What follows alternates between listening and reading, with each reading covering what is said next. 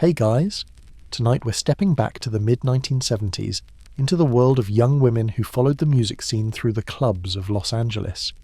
You'll see what it meant to chase the sound of freedom down Sunset Boulevard and find out what really waited behind those bright backstage doors.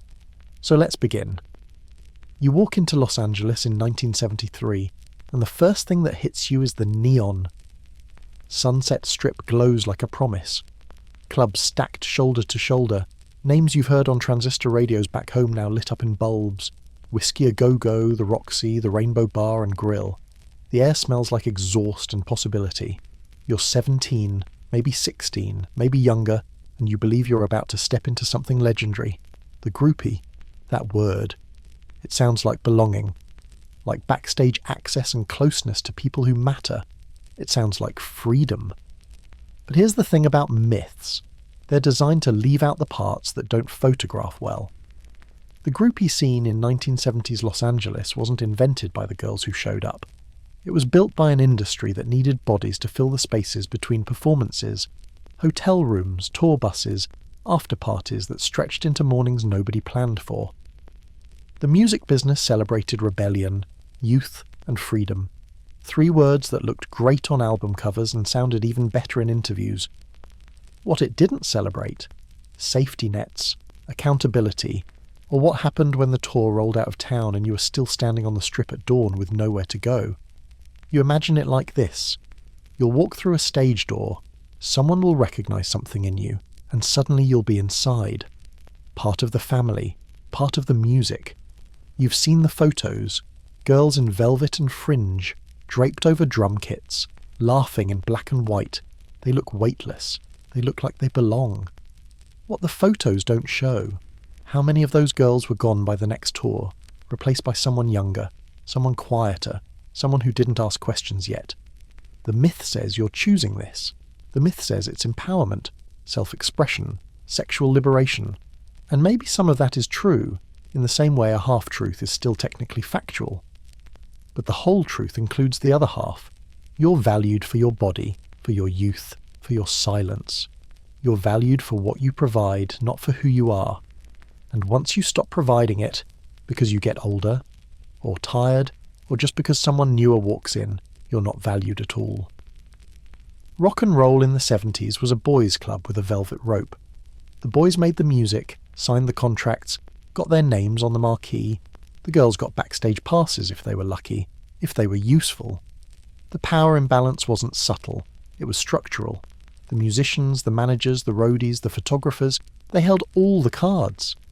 You held a dream and a bus ticket. You show up thinking you'll be remembered. That's the cruelest part. You think this will mean something. That the night you spent in a hotel room with someone whose poster you had on your bedroom wall 6 months ago will translate into something lasting. A story, a connection, a place in the liner notes of history. But most of the time, you're forgotten by breakfast. Most of the time, you're a blurry face in the back of a photo someone else is cropping you out of. The music industry in the 70s ran on a kind of willful ignorance. It celebrated the idea of the groupie, the girl who loved music so much she'd follow it anywhere, while ignoring what that actually meant in practice. It meant underage girls in clubs that didn't check IDs. It meant substances handed out like party favours.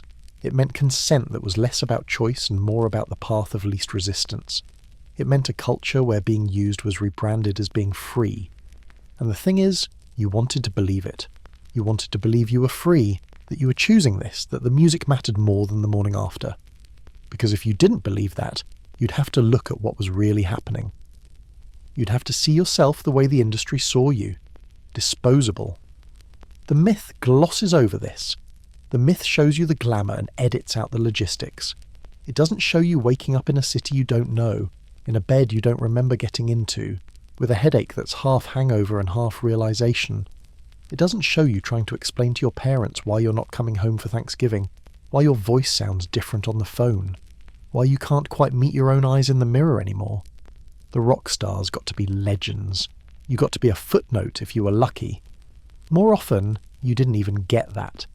You got to be the girl whose name nobody remembered, the one they had to describe by hair colour or by which band you were with that one time.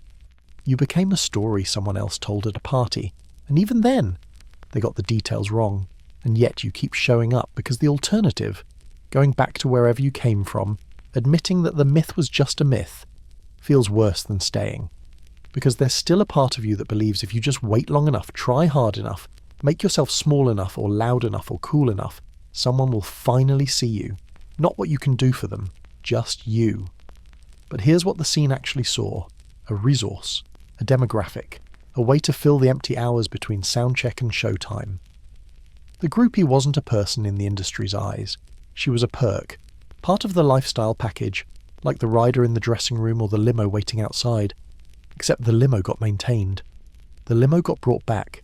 You were part of something legendary, technically. You were there. You were in the room where it happened, as they say.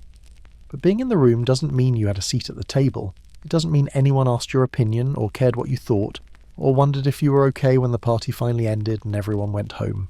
You were scenery, atmosphere, the rock and roll equivalent of mood lighting. This is the part where someone always asks, but didn't some of you have good experiences? Didn't some of you fall in love, make real connections, find something meaningful in all of that chaos? And the answer is yes. Of course. Some girls did. Some relationships were real, some memories are genuinely happy, some nights were exactly as magical as they seemed. But that doesn't erase the structure underneath. That doesn't change the fact that the system wasn't designed to protect you. It was designed to use you. The myth of the groupie, the glamorous, liberated rock and roll muse, wasn't created by the girls who lived it. It was created by the people who benefited from it. By the industry that needed you to show up, stay quiet, and look good in the background. The myth served them. It made exploitation look like freedom. It made disposability look like choice. You walk into Los Angeles believing you're going to matter. And maybe, in your own story, you do. But in the official version, the one that gets written down, the one that gets sold, the one that becomes history, you're mostly just a girl who was there, if that. The Sunset Strip in the early 70s was less than 2 miles long, but it contained entire universes. You could stand at one end and see the other. But walking it felt like crossing into another dimension. The clubs lined up like promises. The Whiskey A Go-Go, where the Doors had played, where Led Zeppelin had sweated through shirts that sold at auction decades later. The Roxy, newer, shinier, where the cocaine was cleaner and the bathroom attendants pretended not to notice. The Rainbow Bar and Grill, where everyone ended up eventually, usually after midnight, usually looking for something they couldn't name. You heard about the Strip before you saw it. Back wherever you came from, Reseda maybe, or Pasadena, or some suburb so identical to every other suburb that its name didn't matter, you heard stories. Your older sister's friend knew someone who'd met David Bowie there. A guy at school claimed his cousin got backstage at an Alice Cooper show. The stories multiplied, got bigger, grew details that may or may not have been true. But the core was always the same. The Strip was where things happened, where music was made, where fame was born, where normal people could slip through a crack in the universe and touch something extraordinary. So you went. Maybe you hitchhiked, thumb out on the Pacific Coast Highway, hoping the person who picked you up wouldn't be too weird. Maybe you took the bus, exact change counted out in quarters, sitting near the front because your mother's voice was still in your head about safety. Maybe you ran away properly, leaving a note that said you'd call when you got there, knowing you probably wouldn't. Maybe you just walked out the front door one day and didn't come back. The border between normal life and rock life was thinner than you'd expected. It wasn't guarded. There was no checkpoint, no official entry. You just showed up, and if you looked right, if you seemed like you might belong, like you understood the unspoken rules, nobody stopped you. That was the first lesson. Access wasn't about credentials. It was about confidence, or at least the appearance of it. It was about knowing which door to use, which name to drop, which smile to wear. The Strip at night was a different animal than the Strip during the day. During the day it was just a street, traffic, smog, businesses opening late. But at night, when the neon clicked on and the club started filling up, it transformed. The sidewalks became stages. Everyone was performing, even if the only audience was each other. You learned to walk a certain way, to hold a cigarette even if you didn't smoke, to look past people instead of at them, like you had somewhere better to be. The clubs were the centre of everything. You'd see the lines outside, tourists mostly, people who'd bought tickets, people who thought the show was what happened on stage. But you learned quickly. The real show was everywhere else, backstage, where the bands hung out between sets, drinking whatever was in reach and complaining about the sound system.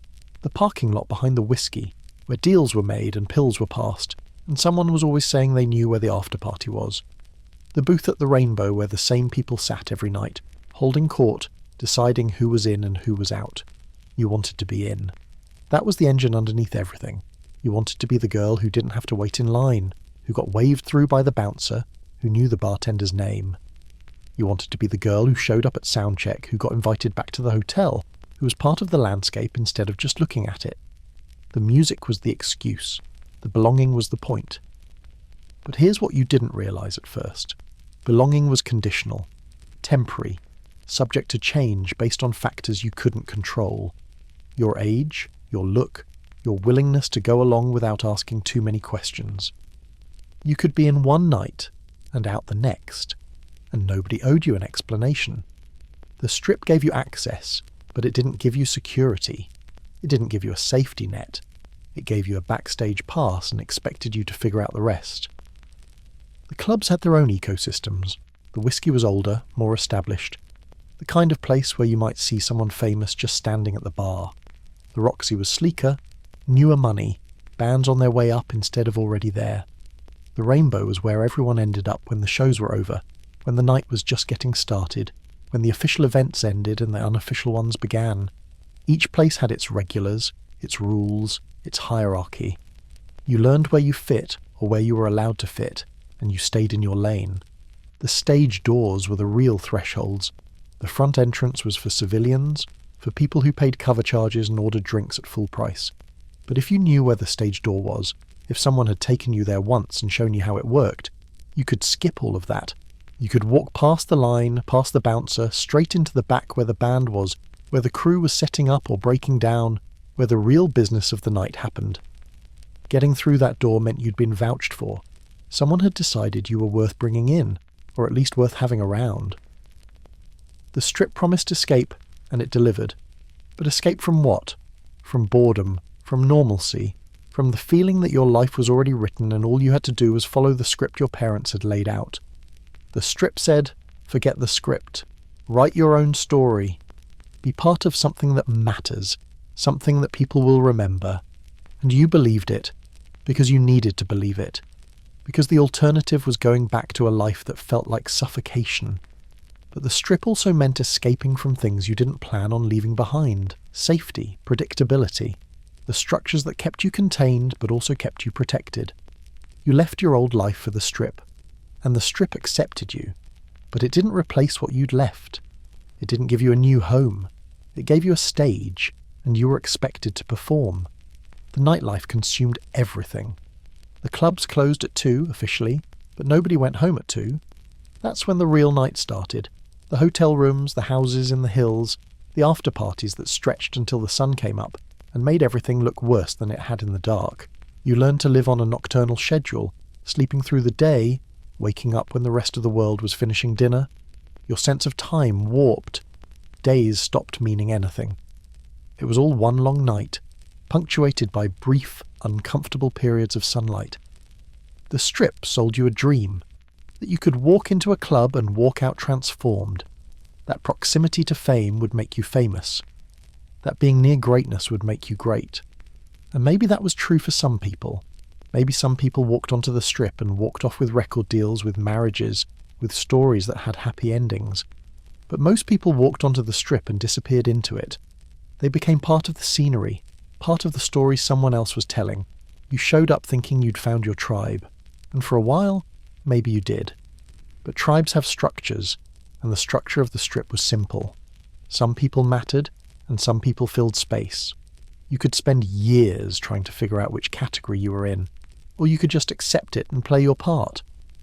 Most people chose the latter. It was easier. The strip was magnetic. It pulled you in and didn't let go even when you wanted to leave, even when you knew you should. Because leaving meant admitting that the dream was just a dream, and you weren't ready for that yet. You might never be ready for that. You didn't audition exactly. There was no formal application, no interview. No moment where someone said you're in or you're out, but you were being evaluated from the second you walked through the door. Your age, your look, your capacity to move through the scene without causing problems, whether you seemed like someone who'd understand the rules without needing them explained, whether you seemed like someone who'd keep quiet about what happened after the show ended. The older girls noticed you first.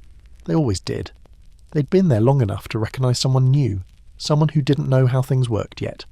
Sometimes they helped. They'd pull you aside in the bathroom at the Rainbow, fix your eyeliner, tell you which guys to avoid and which ones were okay. They'd introduce you to the right people, get your name on the right lists. They'd teach you the unspoken rules.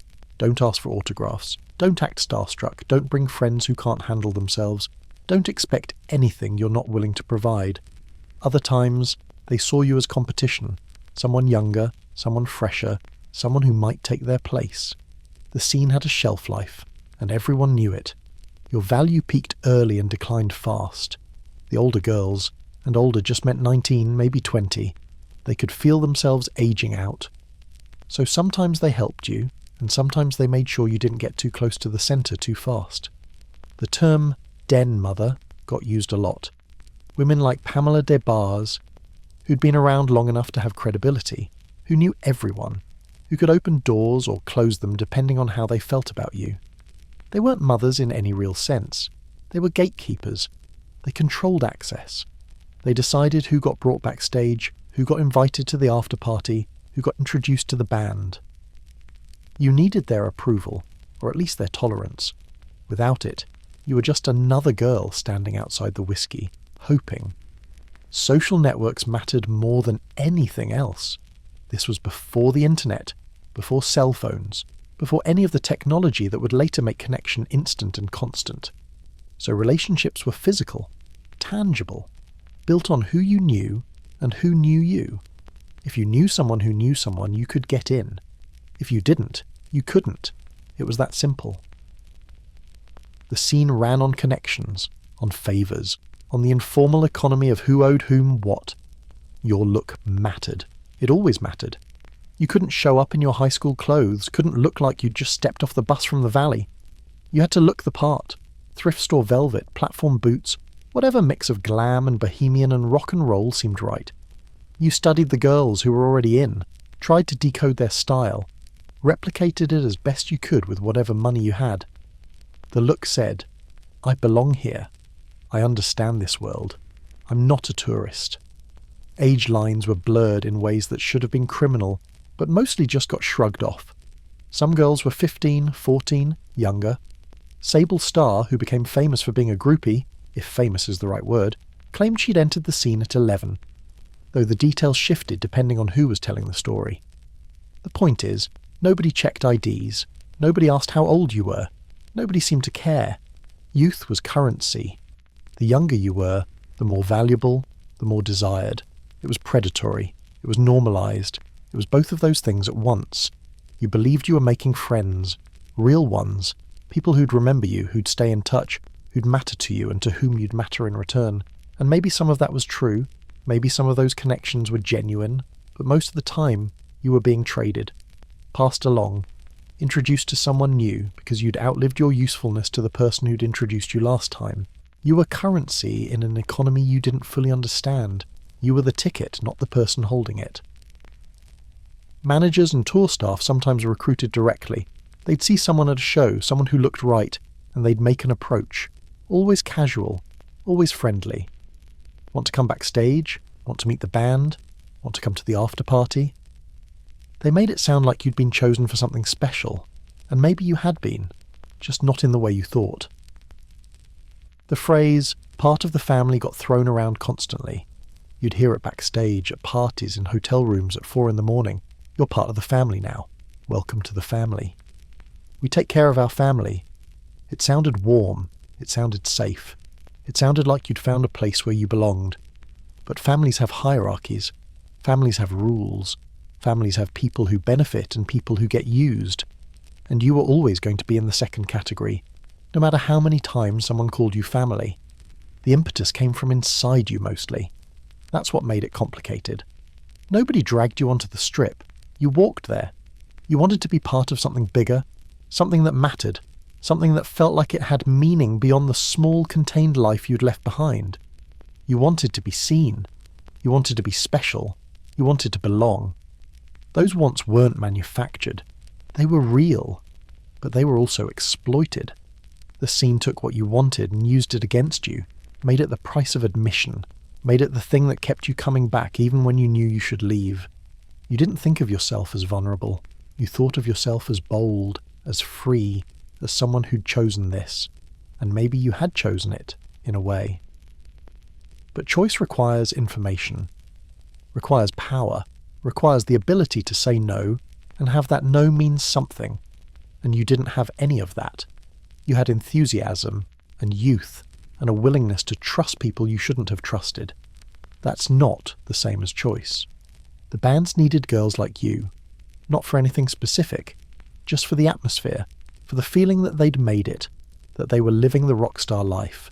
You were proof that they mattered. You were evidence of their success. You filled hotel rooms and tour buses and backstage areas, made the whole enterprise feel more legitimate, more rock and roll, more like the fantasy they were selling to the rest of the world. Without you, it was just a bunch of guys playing music. With you, it was a scene. But once you were in a precarious position.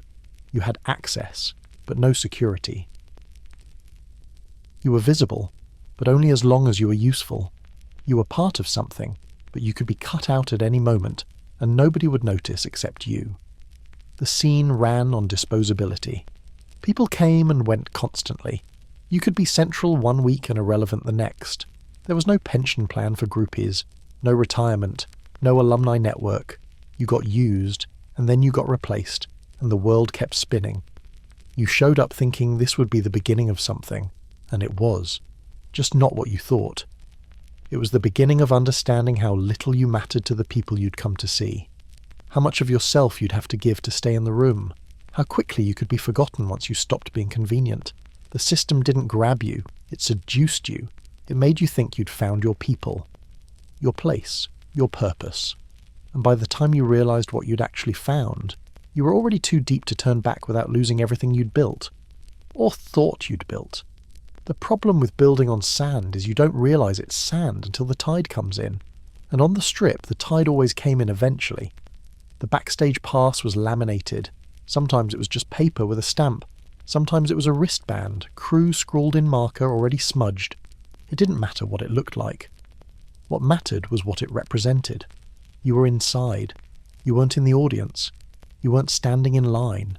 You were behind the curtain, where the real people were, where the real night happened.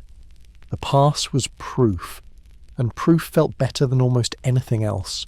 You'd walk past security, flash the pass, and they'd nod you through. That nod was permission. That nod was validation. You'd feel the adrenaline kick in, your heart rate climbing, your senses sharpening. The backstage area was usually smaller than you'd imagined.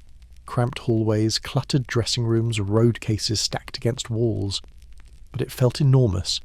It felt like you'd crossed into another world, one where normal rules didn't apply, where anything could happen and probably would.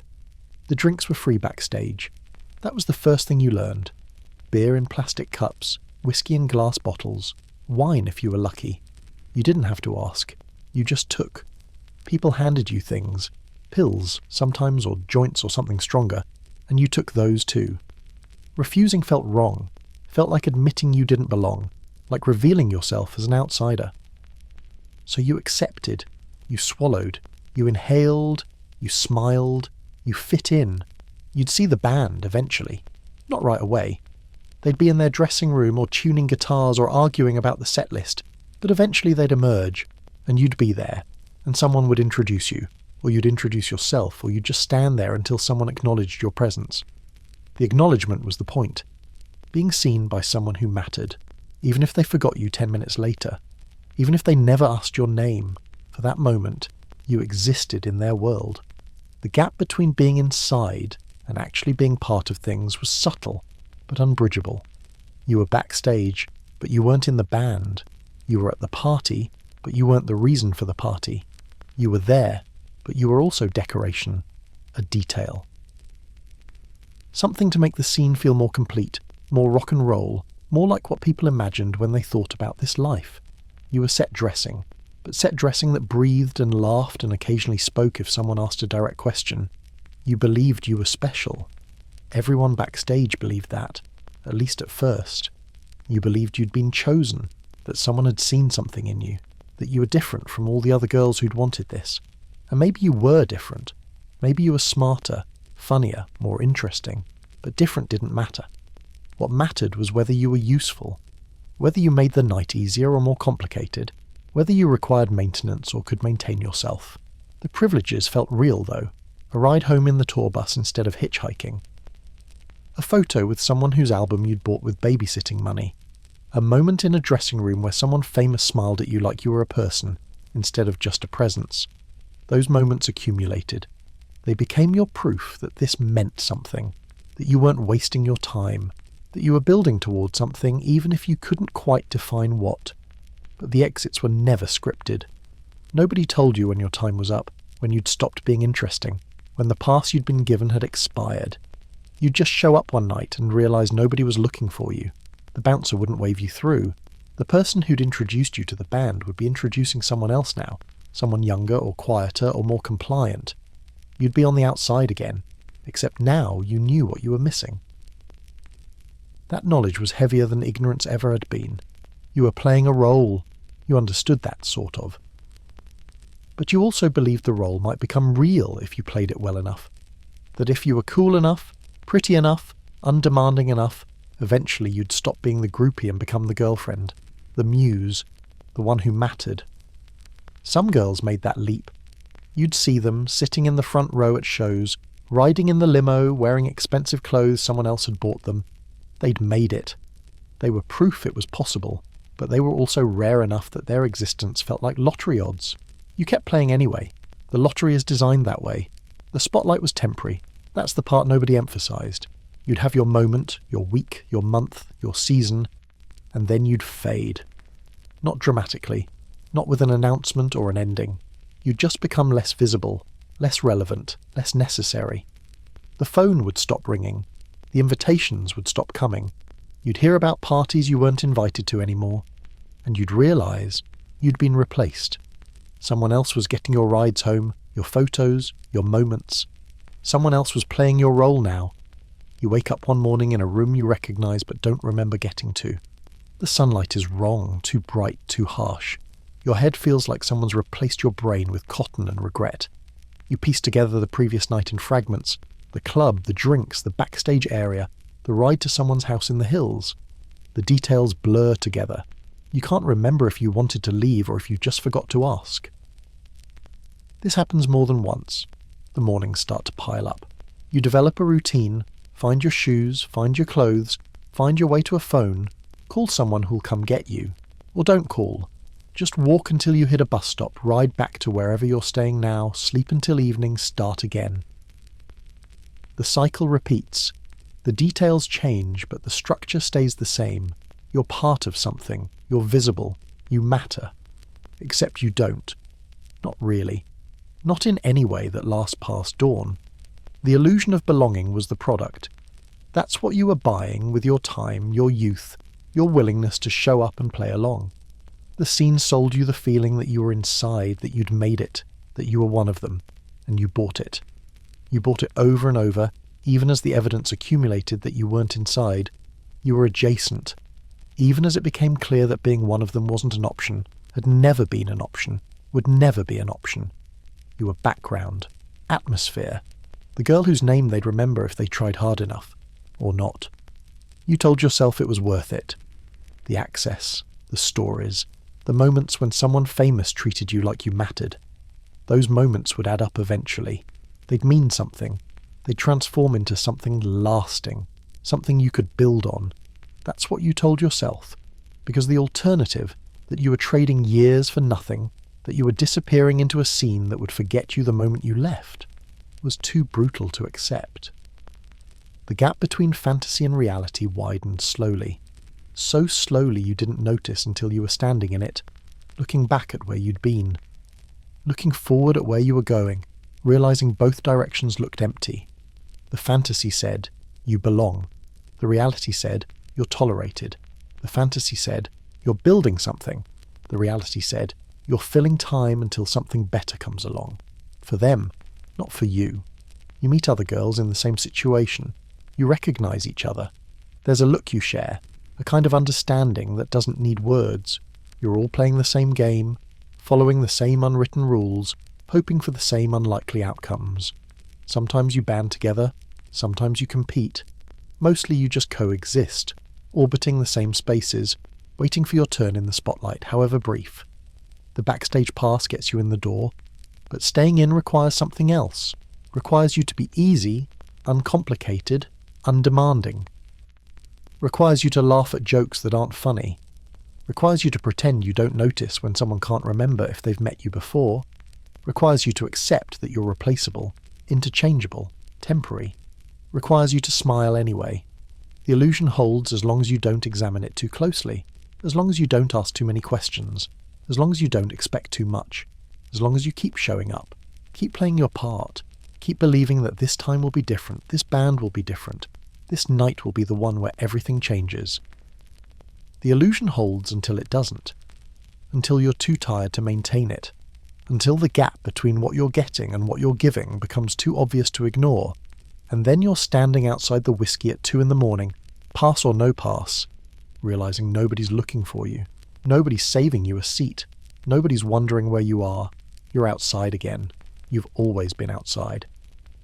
The backstage pass was just permission to stand a little closer to the inside, but it was never going to make you part of it.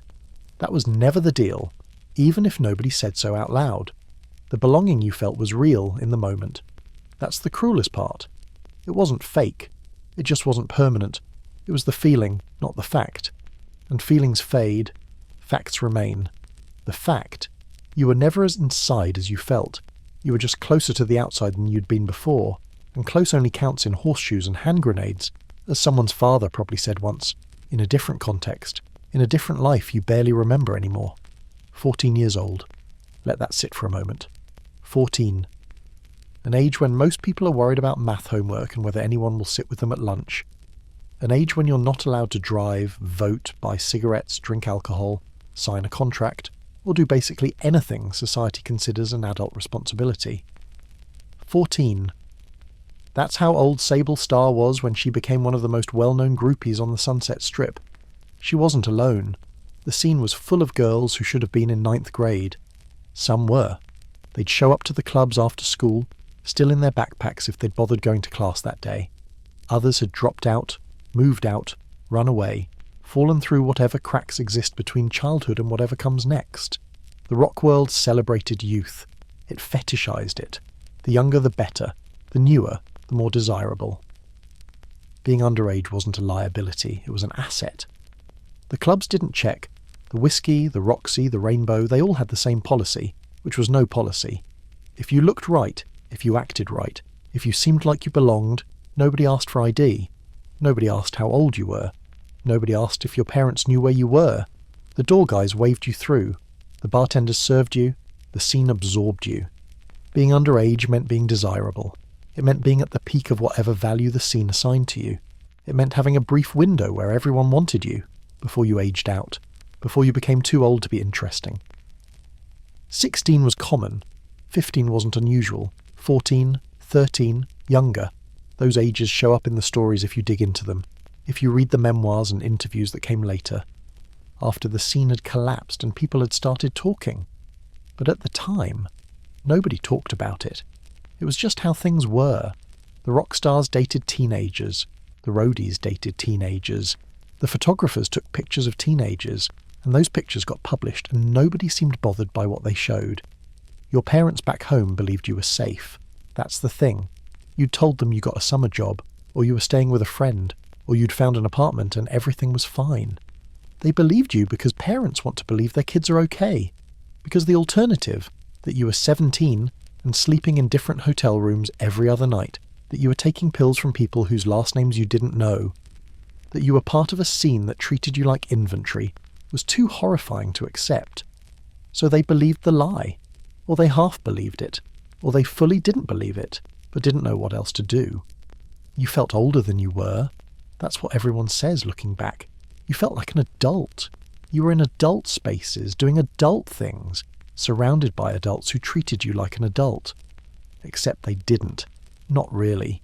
They treated you like a teenager they could exploit. They treated you like someone who didn't know enough to protect themselves yet. They treated you like someone who'd believe them when they said this was normal. This was just how the scene worked.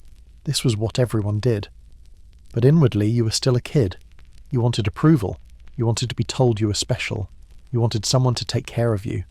Even though the whole point of being on the strip was supposed to be that you were taking care of yourself.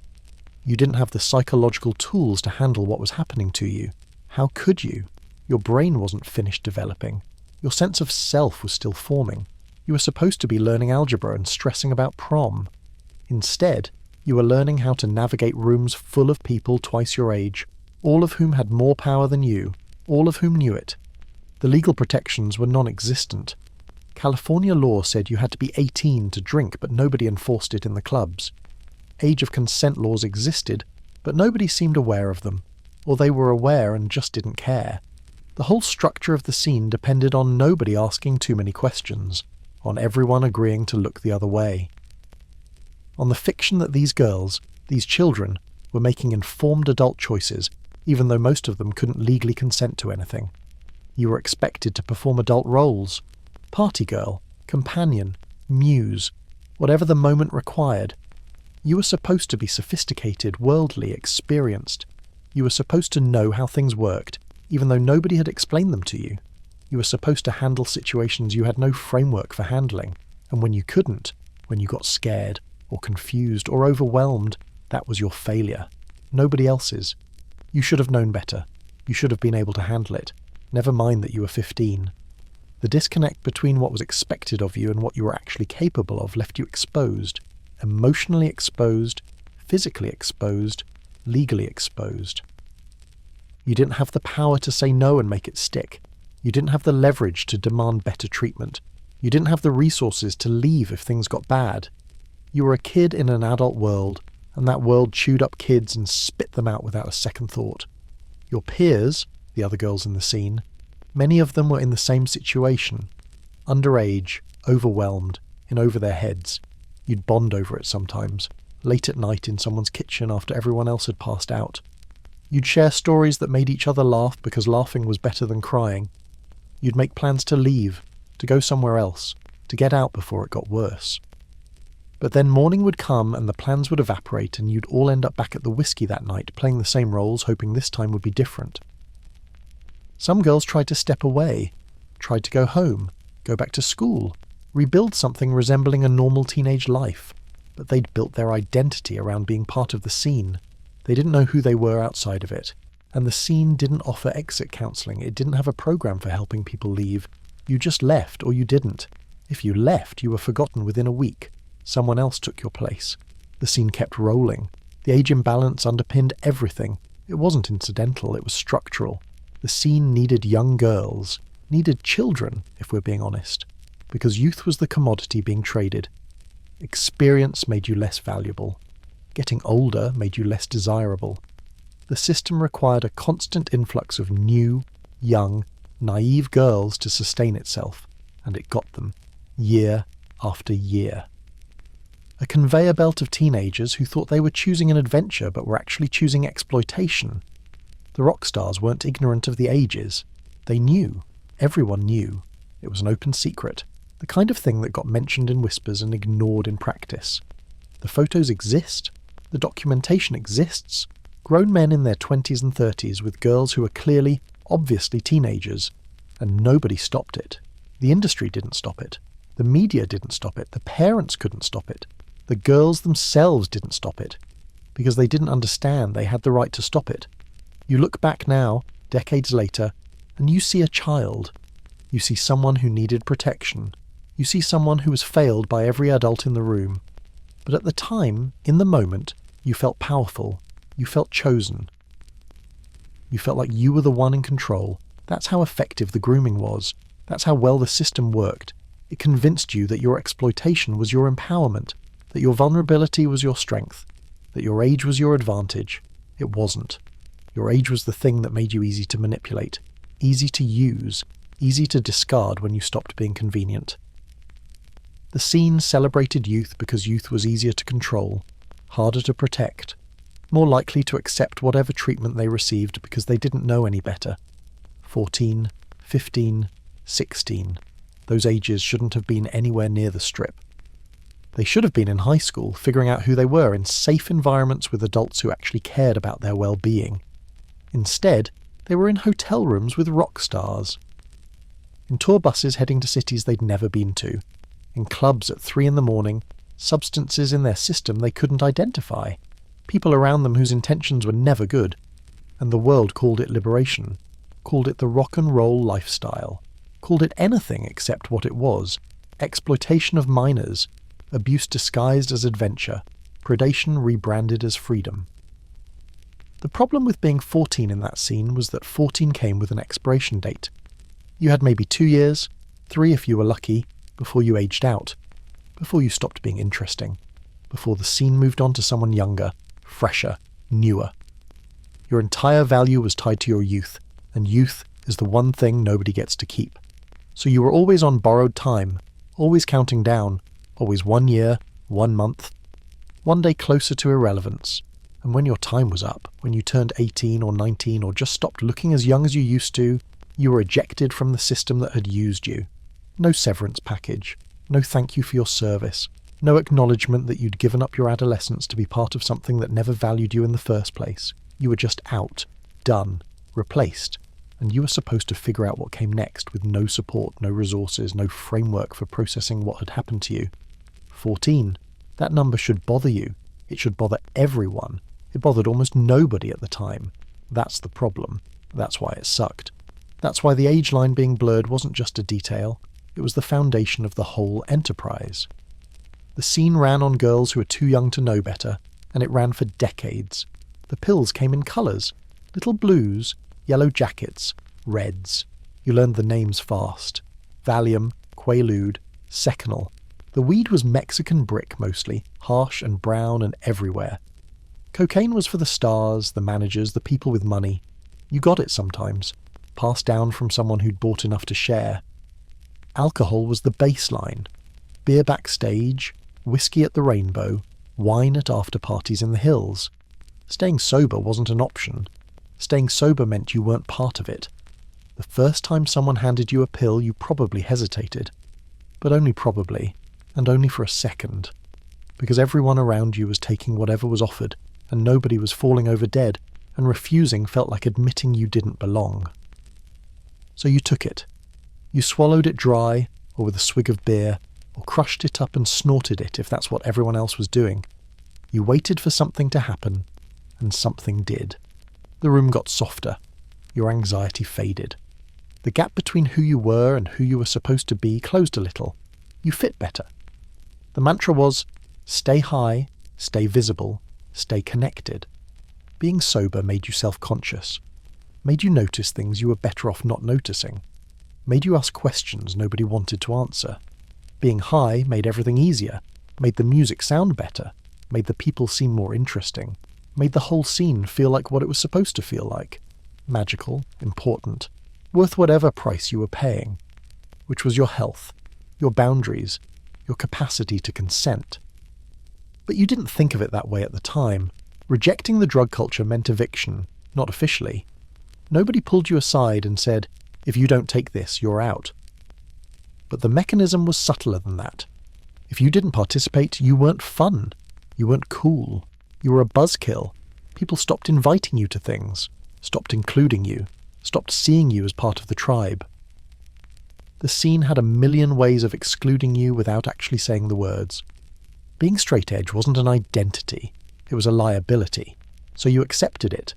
You accepted that getting high was part of the deal. You accepted the blackouts, the mornings when you couldn't remember how you'd gotten where you were. You accepted the paranoia, the crashes, the times when your heart was beating so fast you thought maybe this time you'd gone too far.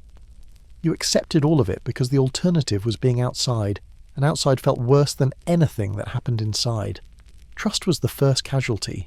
You couldn't trust your own memory anymore.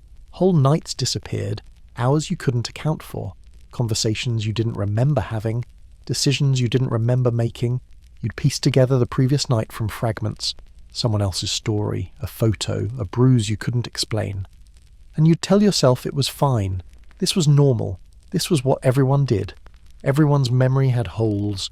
Everyone woke up confused. It was part of the lifestyle. But the managers, the roadies, the guys who were supposed to be protecting you, they stayed clearer than you did. They knew what they were doing. They knew the substances they were handing out would make you pliable, compliant, less likely to resist whatever came next. They called it being cool. They called it being part of the family. They called it a lot of things that weren't what it actually was, which was calculated exploitation of altered states.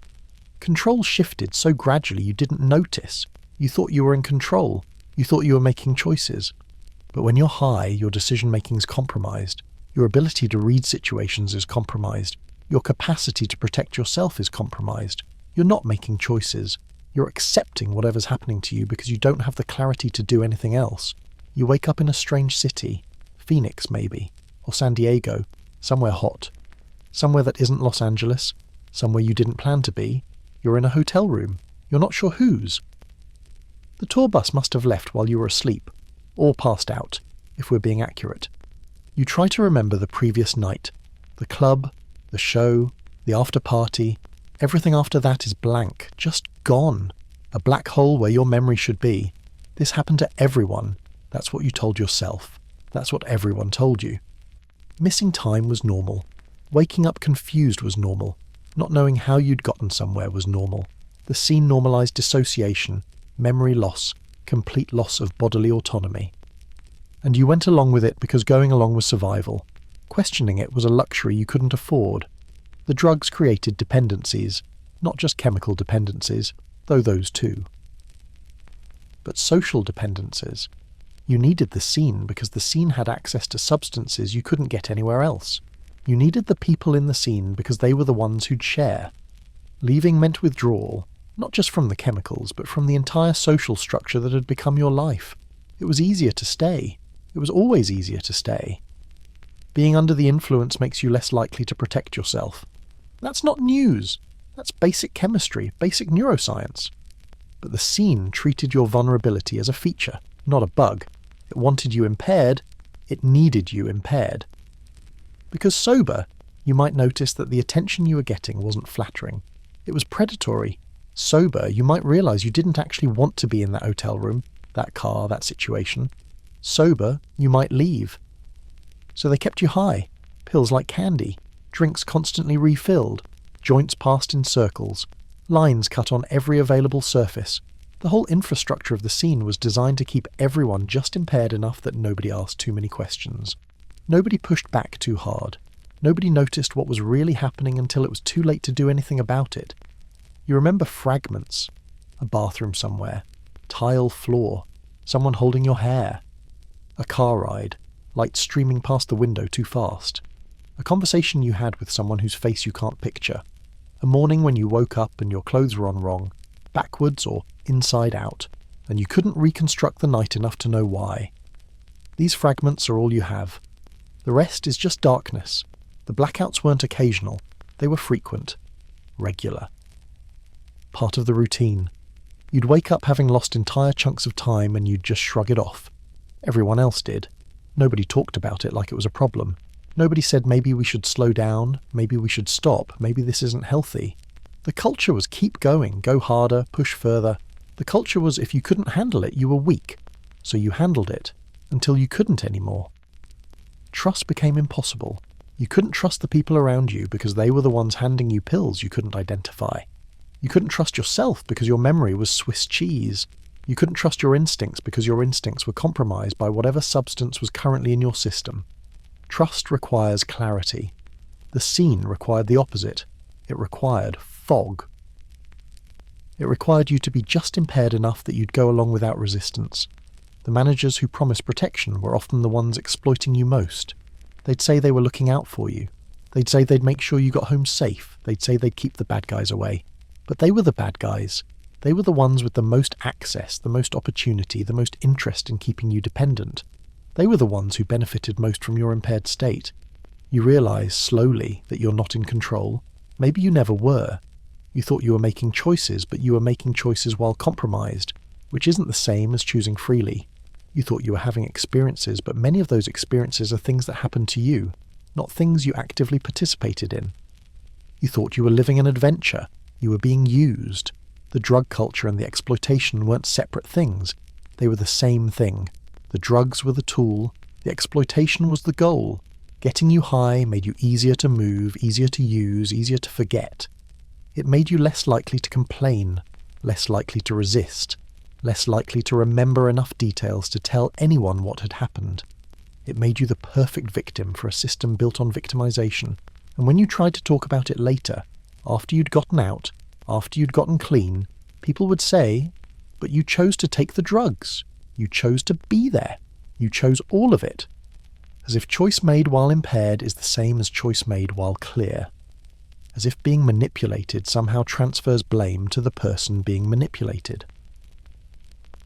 As if youth and drugs and power imbalances somehow don't matter. They matter. They matter more than anything. The drug scene on the Strip wasn't about freedom or rebellion or rock and roll. It was about control. It was about keeping young girls impaired enough that they wouldn't notice they were being exploited. It was about creating an environment where nobody could give meaningful consent, because nobody was ever sober enough to think straight. You didn't sign up for that. You signed up for music, for adventure, for belonging. What you got was chemical dependency and trauma and blank spots in your memory that will never be filled. What you got was a masterclass in how systems exploit vulnerability. What you got was the knowledge that sometimes the people promising to protect you are the ones you most need protection from. The pills were never just pills. The drinks were never just drinks. They were weapons, and you were the target. And nobody, not one person in that whole scene, stopped to ask if maybe this wasn't okay. If maybe 14-year-olds shouldn't be handed Quaaludes at rock shows. If maybe the baseline should be sobriety and the exception should be getting high, not the other way around. But that would have required the scene to care about your well-being more than it cared about your availability. And it never did. Not once. Not ever. There was an economy, and you were the currency. Not money. Though money moved through the scene constantly, buying drugs and drinks and plane tickets and hotel rooms. But the real economy ran on something else. Access, loyalty, bodies, attention, willingness. You could trade these things for a place at the table, for a ride on the tour bus, for your name on a list somewhere. The exchange rate fluctuated. Your value depended on factors you couldn't control.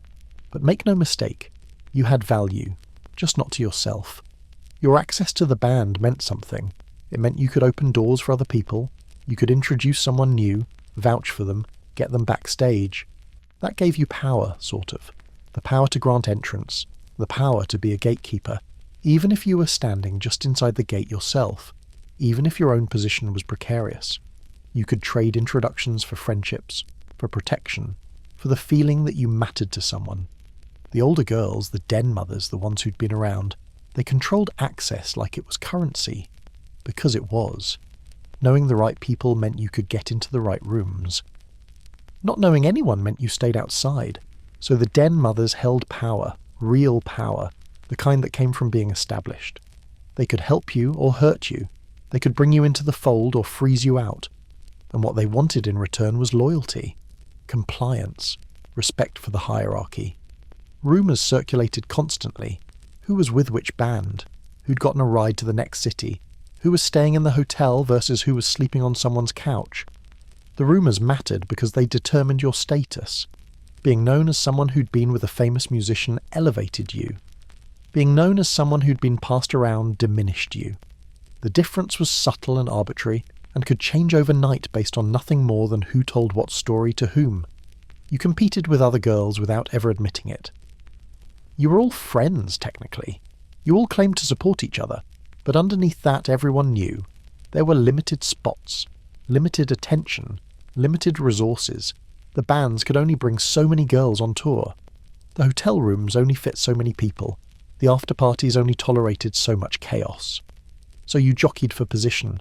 You tried to be more fun, more accommodating, more memorable than whoever else was in the room. Status came from proximity. The closer you were to the centre, to the actual musicians, the ones whose names were on the albums, the higher your status.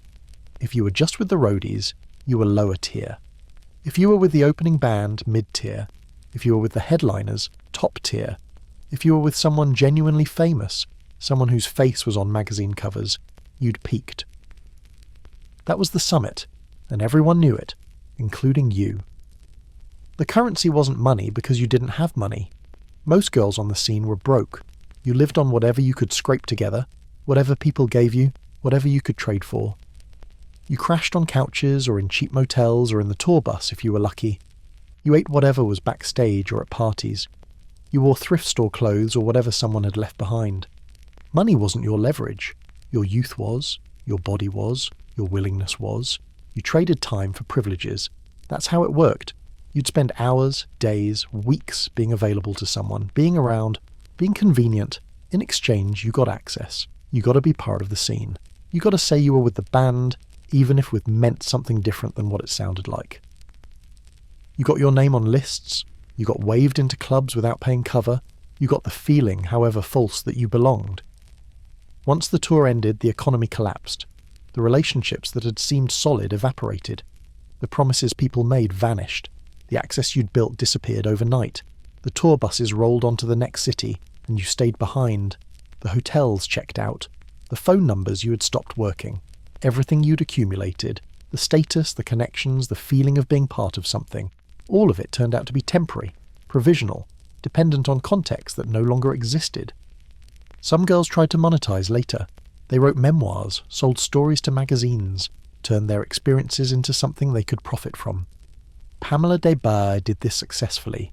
Others tried and failed, or tried and got silenced, or tried and discovered nobody cared about their version of events. The market for groupie stories was limited. The market for stories that told the uncomfortable truth was even more limited. People wanted the fantasy, not the reality. The power imbalance was baked in. The stars had everything. Fame, money, career, options.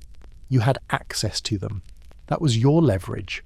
That was your entire hand. And everyone at the table knew it. You could try to negotiate better terms, but you had no actual bargaining power. You could ask for more respect, more care, more consideration, but asking required you to admit you weren't getting those things already.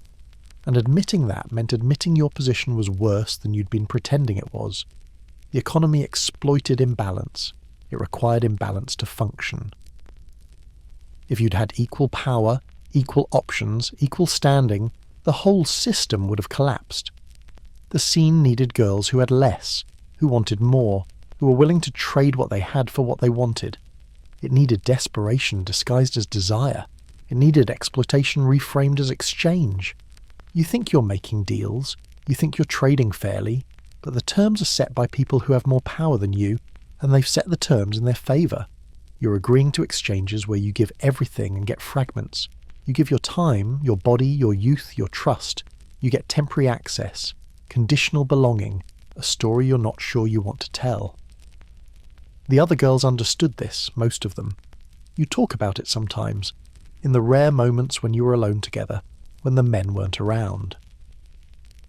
You'd acknowledge that this wasn't fair, wasn't equal, wasn't what you'd signed up for, but then someone would shrug and say, "What are you going to do?" And that was the end of the conversation. Because what were you going to do? You were already in. You'd already invested too much to walk away. The sunk cost kept you playing a game you were always going to lose. The backstage economy was emotionally taxing in ways nobody warned you about. You couldn't just show up. You had to perform. You had to be fun but not too demanding. Available but not clingy. Interested but not too interested. You had to read the room constantly. Adjust your behaviour based on invisible cues. Make sure you weren't making anyone uncomfortable except yourself. The emotional labour was constant and unpaid, and completely unacknowledged, and it was short-lived. That's the thing nobody mentioned. Your currency depreciated fast. Every month you got older, you had less value.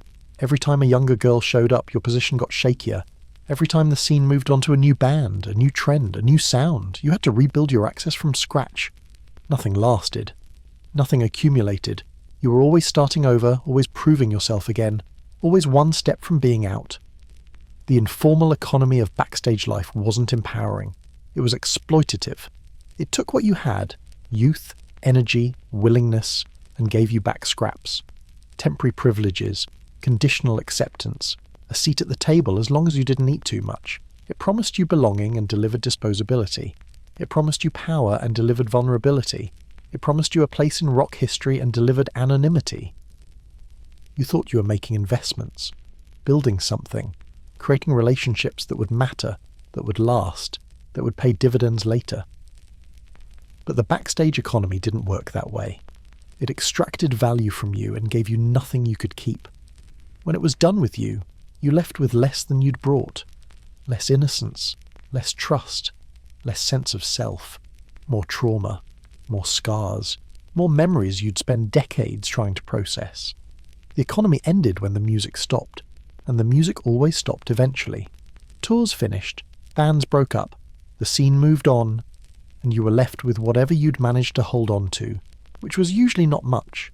A few photos, some stories nobody wanted to hear, the knowledge that you'd been part of something, even if that something had consumed you without noticing. You dressed the part because the part required a costume, velvet pants in colours that didn't exist in nature, platform boots that added 3 inches and destroyed your arches, fringe jackets from thrift stores on Melrose, the kind that moved when you moved, that caught the light, that said I belong here without you having to open your mouth. Wild patterns, paisley, zebra, tiger stripes, DIY glam, makeup from drugstores applied in someone's car using the rearview mirror. You learned to create a look that said, I'm with the band, before anyone asked the question. Your outward appearance was armour. It announced your membership. It said you weren't a tourist, weren't a fan, weren't just some girl who'd wandered in off the street. It said you understood this world, knew its language, could move through it without causing friction. The look was part performance, part protection, part prayer, that if you looked like you belonged, eventually you would. But behind the glam, motel bathrooms where you washed your face with hand soap and dried it with brown paper towels, cold nights outside clubs, waiting for someone to remember you existed, uncertain rides home with people you barely knew, anxiety that never quite faded, no matter how many pills you took or drinks you swallowed, fear that someone would see through the costume to the person underneath, the girl who was terrified and lonely and way over her head. The look gave you visibility. You could walk into a room and be noticed, be acknowledged, be worth someone's attention for however long it took them to decide whether you were useful. But visibility cut both ways. You were also objectified. Reduced to your appearance, judged on whether you fit the aesthetic, whether you enhanced the tableau, whether you looked good enough to be part of the scenery. You were a costume, a prop, part of the rock and roll tableau like the Marshall amps and the drum kits. Fashion became armour because you needed to look bold, free, unafraid. The look had to broadcast confidence even when you felt anything but. It had to say, I know what I'm doing even when you didn't. It had to create a character strong enough to survive rooms full of people who had more power than you, more experience than you, more everything than you. So you built that character out of fabric and makeup and attitude. You wore it like protection. But armour that's all surface doesn't actually protect you. It just makes you look protected. The platforms and the fringe and the dramatic eyeliner didn't shield you from exploitation. They just made you more visible to it. They marked you as part of the scene, which was supposed to be a good thing, but often wasn't.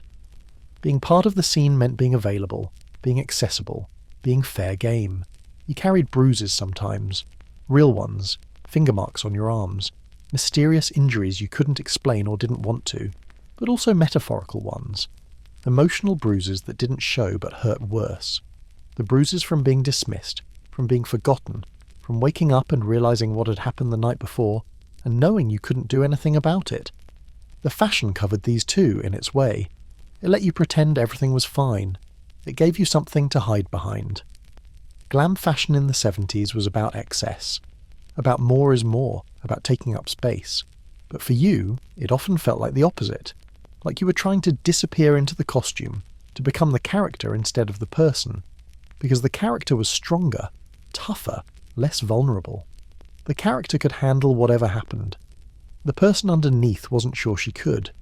You'd get ready in strange bathrooms, club bathrooms, motel bathrooms, someone's apartment bathroom at 3 a.m. You'd apply eyeliner in bad light, trying to create symmetry on a face that felt foreign. You'd tease your hair until it was twice its normal size, cementing it in place with Aquanet that made you cough. You'd put on the boots even though your feet hurt, even though you'd be standing for hours, even though every step was a reminder that you were performing a role that required physical discomfort as a baseline. The fashion created a uniform. Everyone in the scene dressed similarly enough that you could spot each other instantly. The look said tribe. It said us versus them, insiders versus outsiders, people who got it versus people who didn't. But it also created pressure. Pressure to maintain the look, to keep up with whatever the aesthetic was shifting toward, to make sure you didn't fall behind or look out of touch. Fashion in the scene moved fast. What was cool last month was tired this month. You had to stay current or risk becoming irrelevant. You'd see photos of yourself later, someone's Polaroid, someone's printed snapshot, and barely recognise the person looking back. The costume was so complete, the character so developed that the actual you was buried somewhere underneath. Sometimes you liked that. Sometimes it felt safer to be someone else. But other times, you'd look at those photos and feel a deep sense of loss. The girl in the picture looked confident, free, alive. The girl who'd been wearing that outfit hadn't felt any of those things. The velvet and fringe and platform boots told a story. Just not your story. They told the story the scene wanted. They told the story of liberation, of rebellion, of youth unbound by convention. They made you look like you were having the time of your life, and maybe sometimes you were. But most of the time, you were cold, or tired, or scared, or high enough that you couldn't feel anything at all. The fashion obscured that. It was designed to obscure that. You had a rotating collection of clothes, some you'd bought, some you'd borrowed, some you'd stolen, some you'd found. You wore things until they fell apart, then replaced them with whatever you could find. The aesthetic required constant maintenance. You couldn't just show up in jeans and a t-shirt. You had to look the part. Every night. Every time. Even when you were exhausted. Even when you had no money. Even when all you wanted was to stay home and sleep for 14 hours. The show required a costume. You wore the costume. That's what you did. The fashion was also a language. It communicated information without words. Platform boots meant you were serious. You'd been around. Certain cuts of velvet meant you were with a certain type of band. Too much makeup meant you were trying too hard. Not enough meant you weren't trying at all. You learned to read this language, to communicate through your clothing choices, to signal your place in the hierarchy without having to explain yourself. The costume did the talking, but underneath the language, underneath the costume, underneath the armour, you were still just a girl who wanted to be seen, a girl who wanted to matter, a girl who thought if she just looked right, acted right, said right things at the right times, someone would finally recognise her value as a person, and not just as a walking aesthetic. That never happened. Or it happened rarely enough that it felt like a miracle when it did. The fashion that covered the bruises was part of the scene's genius. It made everything look glamorous from the outside. It made you look like you were living a dream. It photographed well. It looked good in magazine spreads about the wild rock and roll lifestyle. It made people envious instead of concerned. And that's what it was supposed to do. The fashion was PR. It sold the myth. It covered the reality. It made exploitation look like freedom. You couldn't just be yourself in the scene. You had to be a version of yourself that fit the aesthetic, that enhanced the vibe, that contributed to the overall atmosphere. Your actual personality was secondary to your appearance. Your thoughts and feelings were irrelevant compared to your look. The fashion was everything. It was access. It was belonging. It was proof that you understood how things worked. And when you finally left, when you aged out or burned out or wised up, you probably got rid of those clothes, donated them, threw them away, abandoned them in whatever apartment or motel room you were vacating. You left the costume behind because you didn't want to be that character anymore. You wanted to be yourself again, whoever that was. You wanted to stop performing. You wanted to take off the armour and see if anything underneath it had survived. Sometimes something had. Sometimes you found pieces of yourself that had made it through intact. But other times, the costume was all that was left. The character had consumed the person. The armour had fused to the skin. And taking it off meant confronting everything you'd been hiding from. All the fear, all the trauma, all the knowledge that the fashion had covered bruises but had never healed them. The velvet pants eventually wore out. The platform boots broke. The fringe fell off the jackets. The makeup ran out. And you were left standing in front of a mirror looking at your actual face, your actual body, your actual self. Without the costume, without the character, without the armour. Just you, bruised, tired, trying to figure out what came next. Rolling Stone ran a cover story in 1973. The headline was something about the women of rock, the girls who lived for the music, who followed the bands, who were part of the scene. The photos were glossy. Beautiful girls in beautiful clothes draped over amplifiers, laughing with famous musicians, looking like they were living every teenager's fantasy. The article called them free spirits. It called them liberated. It called them everything except what many of them actually were, which was exploited. The media loved the Groupie story because it sold magazines. It confirmed what people wanted to believe about the rock and roll lifestyle, that it was wild, free, consequence-free, that the girls were there by choice, having the time of their lives, empowered by their sexuality.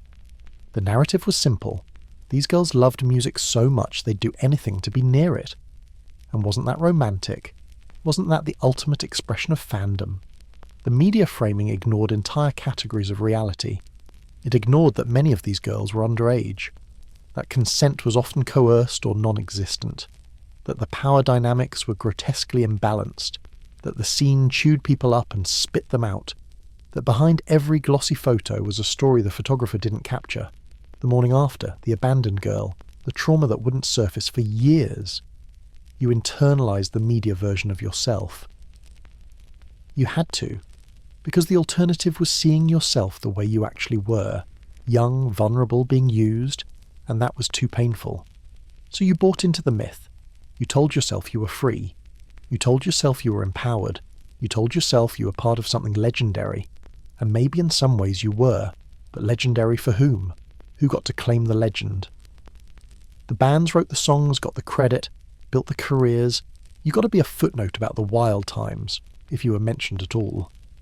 Cream magazine, Circus, even the mainstream press, they all covered the scene. They all interviewed the famous groupies, took their photos, turned them into characters in the rock and roll story. But the coverage was always from the outside looking in. It was anthropology at best, voyeurism at worst. The writers showed up, took their notes, got their quotes, and left. They didn't stick around for the parts that didn't photograph well. They didn't document the exploitation. They were there for the spectacle. The veneer of cool distracted from hard facts. The photos of beautiful people at parties distracted from the lack of age verification at clubs. The stories about sexual liberation distracted from the reality of coercion. The celebration of rock and roll excess distracted from the absence of safety nets, medical care, or anyone checking if you were actually okay. The media coverage was complicit. It created demand for the myth while ignoring the machinery that produced it. Television showed up occasionally. Camera crews filming bands, filming concerts, filming backstage scenes. You'd be in the background sometimes, visible but anonymous. Part of the scenery. The cameras loved the aesthetic, the clothes, the chaos, the sense that something exciting was happening. But they didn't ask questions, didn't interview the girls about their experiences, didn't investigate what happened after the camera stopped rolling. The myth of sex, drugs, and rock and roll included you, technically. You were part of the visual language of the era, but you were an accessory, not an agent. You were decoration, evidence that the rock stars were living the dream, proof that the music mattered enough that people would dedicate their lives to being near it. The myth required you, but it didn't center you. It barely acknowledged you. Some groupies later wrote memoirs trying to reclaim the narrative. Pamela Des Barres published I'm With the Band in 1987, more than a decade after the peak of the scene. The book was honest about her experiences, her relationships, her struggles. It gave voice to a perspective that had been largely absent from the official rock and roll history.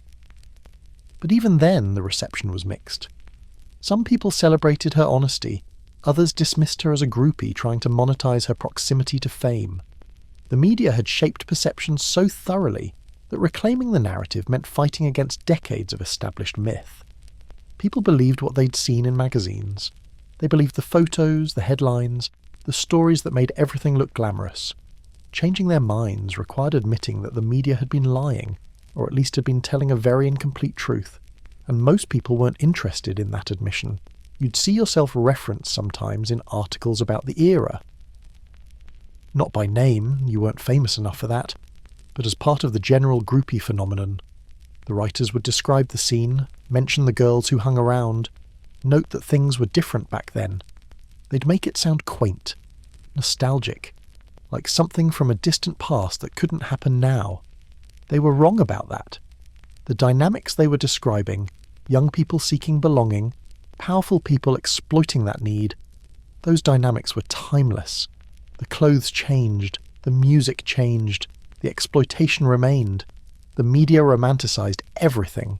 The drugs became part of the adventure instead of the mechanism of control. The underage girls became young women, or just girls, with no attention to how young. The exploitation became the wild times. The trauma became the cost of living the dream. Every rough edge got sanded down. Every dark corner got lit up. Every uncomfortable truth got reframed as something more palatable. Nobody talked about the girls who didn't make it out, who overdosed or disappeared, or ended up so damaged they couldn't function in normal society.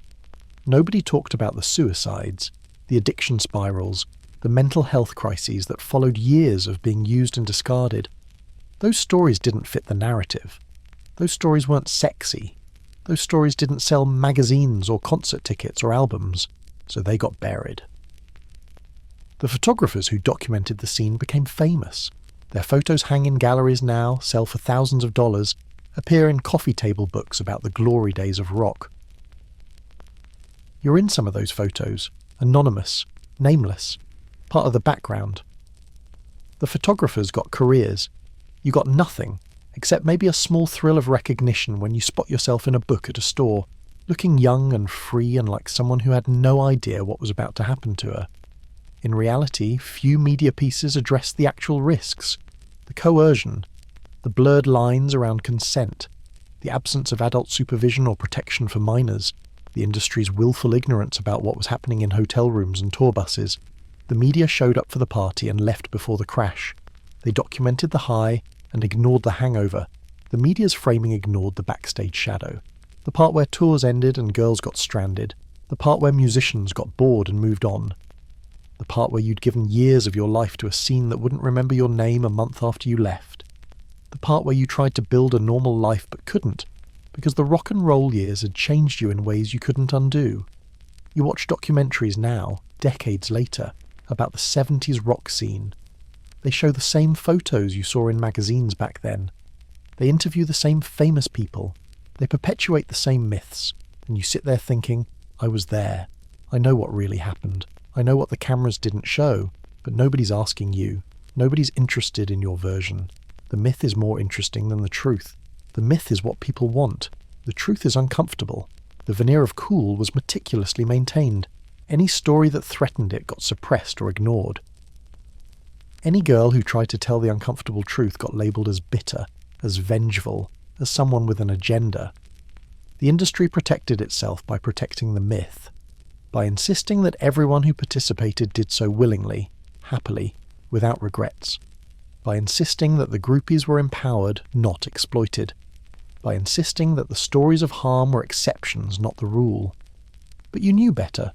You knew the exceptions were actually the rule. You knew most girls came out damaged. You knew the scene required damage to function, required a constant supply of the young people willing to be consumed. You knew this because you lived it. But knowing it didn't matter if nobody was listening, and mostly nobody was. The media coverage of the groupie phenomenon was a masterclass in selective storytelling. They told the parts that confirmed existing narratives and ignored the parts that challenged them. They celebrated rebellion while ignoring exploitation. They praised freedom while overlooking coercion. They made it all look so good that more girls showed up, hoping to live the dream, not realizing the dream was smoke and mirrors and pain. The rock and roll mythology needed the groupie. She was essential to the story. But she had to be a certain kind of character. Willing, happy, uncomplicated. She couldn't be a victim. Victims complicated the narrative. Victims made the rock stars look bad. So the media created a character that could exist in the mythology without threatening it. And that character bore only a passing resemblance to the girls who actually lived that life. You were the myth and the reality at once. The girl in the photos, looking free. The girl behind the photos, feeling trapped. The media showed one version. You lived both. And the gap between them was where the truth lived. Uncomfortable, inconvenient, too messy for magazine covers. The tour ended on a Tuesday. You remember that because Tuesdays felt wrong for endings. Endings should be Sundays, or at least Fridays. But tours didn't care about the calendar. They ran their course and finished, and you were expected to figure out what came next without a roadmap. The buses rolled out at dawn. You watched from the parking lot of whatever venue it was. Phoenix, maybe, or Albuquerque. The band was already gone, sleeping in the back of the bus, or too hungover to notice you standing there. The roadies had packed up overnight. The equipment was loaded. The whole travelling circus had completed its final performance and was moving on to the next city, the next tour, the next version of the same routine. Without you. Nobody said goodbye. That's what struck you most. Nobody pulled you aside and said it's been fun or thanks for coming along or even here's a way to reach us if you need something. They just left. 1 minute you were part of it, and the next minute you were standing in an empty parking lot watching taillights disappear, and the difference between those two moments was so thin you could barely define it. But you felt it. The void where belonging used to be. The phone stopped ringing within days. The numbers you had, for managers, for other girls, for people who'd promised to stay in touch, most of them didn't work anymore. Or they worked, but nobody picked up. Or they picked up and pretended not to remember you. You'd call and say, "Hey, it's me," and there'd be a pause, and then, "Oh yeah, hey, what's up?" And you'd know from the tone that you'd already been forgotten, that you were calling from the past, interrupting someone's present. The passes vanished. The laminated cards, the wristbands, the scrawled names on clipboards, all of it was worthless now. You couldn't walk into clubs the way you used to. The bouncers didn't recognize you. The bartenders asked for money. The VIP areas were roped off, and you were on the wrong side of the rope. Access required active participation in the scene, and once you stopped participating, the access disappeared like it had never existed. The in-crowd moved on. That's what in-crowds do. They flow toward wherever the energy is. Wherever the next thing is happening. You were the previous thing. You were last season. You were already being replaced by someone newer, someone who didn't have your history, your baggage, your expectation that this time might be different. The crowd wasn't cruel about it. Cruelty would have required them to notice you were gone. You returned to normal life, or tried to. Maybe you went back to school, sat in classrooms where people talked about things that felt completely irrelevant. Algebraic equations, Revolutionary War battles, proper comma usage. You'd sit there thinking about the hotel rooms, the backstage areas, the late nights that had felt infinite, and you couldn't reconcile the two worlds, couldn't figure out how to be a person who'd lived both. Maybe you got a job, something normal, retail, waitressing, secretarial work. You'd stand behind a counter or sit at a desk performing normalcy, and you'd feel like a fraud. Like you were wearing another costume, playing another role. The rock and roll years had rewired you. You couldn't just go back to being whoever you'd been before. That person didn't exist anymore. Some girls were stranded. Actually stranded, not metaphorically. The tour would end in a city that wasn't their city, and they'd have no way home. No money for a bus ticket. No one to call who'd wire them cash. They'd have to figure it out. Hitchhike, find someone sympathetic, stay in that city and start over. The scene didn't have an exit strategy for people it was done with. You just got left wherever you happened to be when the music stopped. Many turned to substances to fill the void. The party was over, but the drugs were still available. Alcohol was everywhere. Pills were easy enough to find.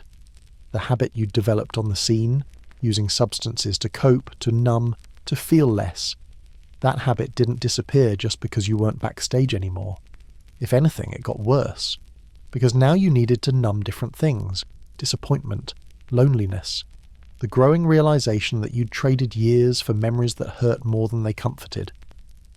The thrill of being part of the scene became a memory, but it lingered wrong.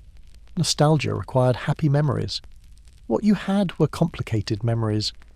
Moments of genuine joy mixed with moments of exploitation you couldn't quite name. Times when you'd felt seen mixed with times when you'd been completely invisible. The memories contradicted each other. You'd remember a night and feel warm. then remember the same night and feel sick. You carried stories, but no one wanted to hear them. Your friends from before didn't understand. They'd ask what it was like, and you'd try to explain, and you'd watch their faces. Sometimes they looked envious, like they thought you'd lived some amazing adventure. Sometimes they looked horrified, like they could see through to what you weren't saying. Either way, you learned to stop talking about it. The stories made you different, and different in normal life was just another word for damaged. You had no lasting identity beyond the groupie. That's how people thought of you, if they thought of you. You weren't Sarah who likes to read and wants to be a teacher. You were Sarah who used to hang around with bands. It became your defining characteristic, the only interesting thing about you. And it wasn't even interesting. It was just scandalous enough that people remembered it, brought it up at parties, used it to explain everything else about you that seemed slightly off. The party was over, the music was gone, the spotlight had turned off, and you were left with the aftermath, which was just your life now. Your regular, normal, boring life, except you couldn't quite convince yourself it was boring because you'd seen the alternative. You'd been inside the machine, and the machine had chewed you up and spit you out, and now you were supposed to pretend it had never happened. You tried to move forward, but moving forward required knowing where you were going, and you didn't.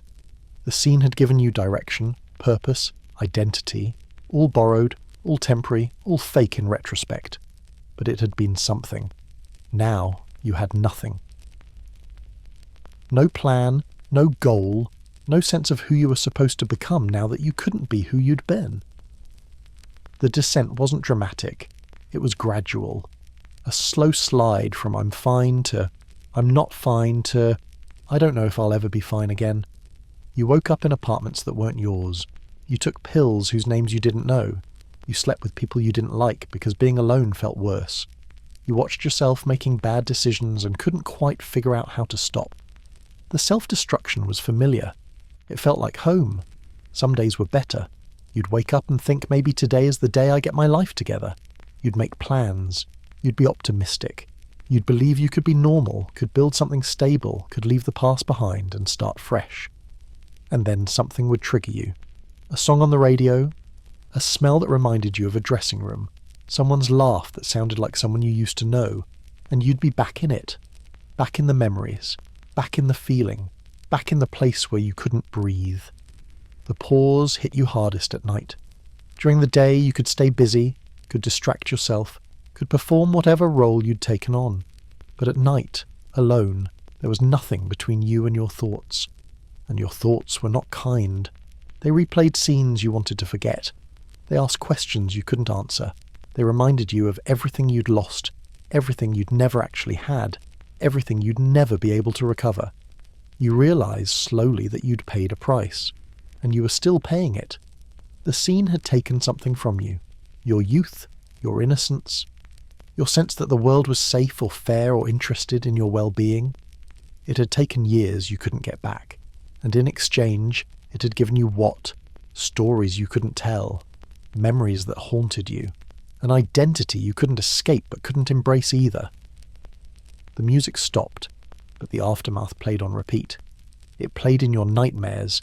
It played in your relationships, which never quite worked because you couldn't trust people the way you needed to. It played in your self-image, which was fractured and confused and built on contradictions you couldn't reconcile. The scene had ended. The consequences hadn't. You saw other girls from the scene occasionally. You'd run into them at bars, at clubs, at places that reminded you both of where you'd been.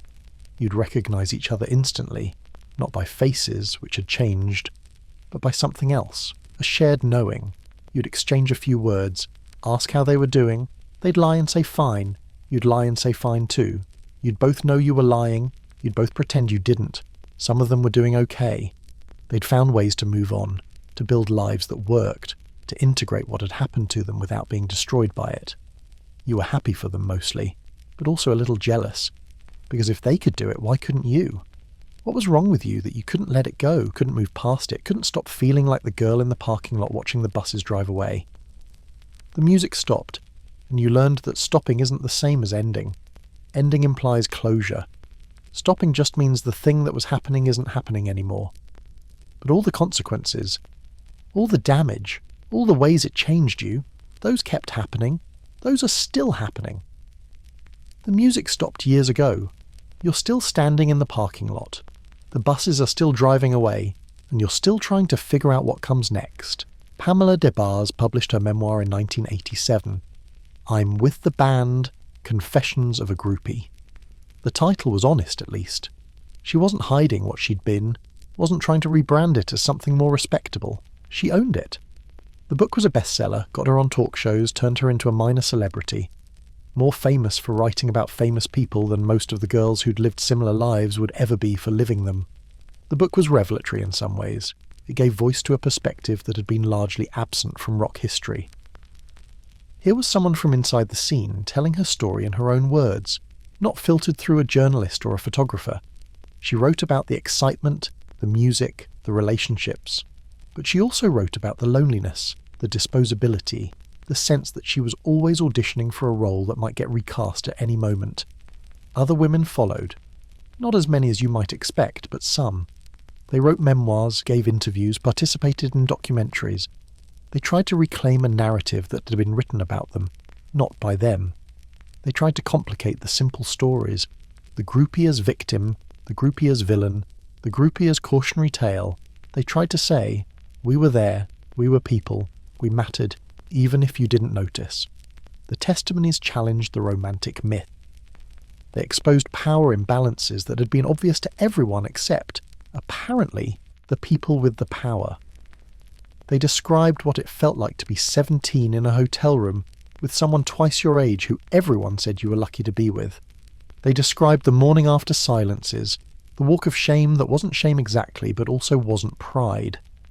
They described the years spent trying to understand whether what happened to them was special or just exploitation with better lighting.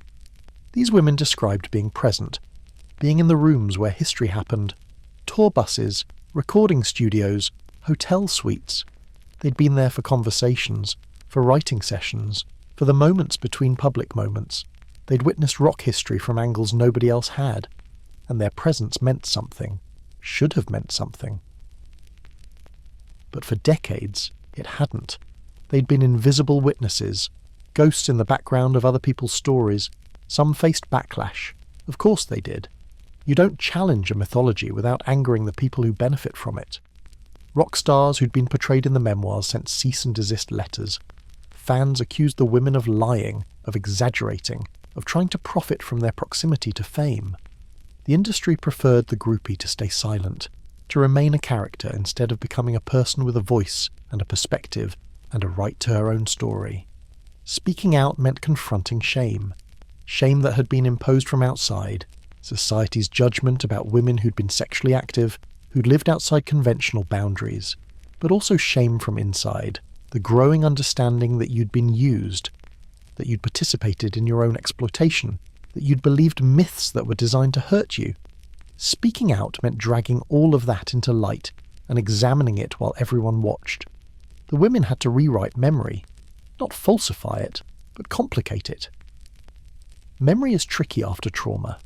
You remember moments of happiness and moments of horror, and somehow they're the same moments.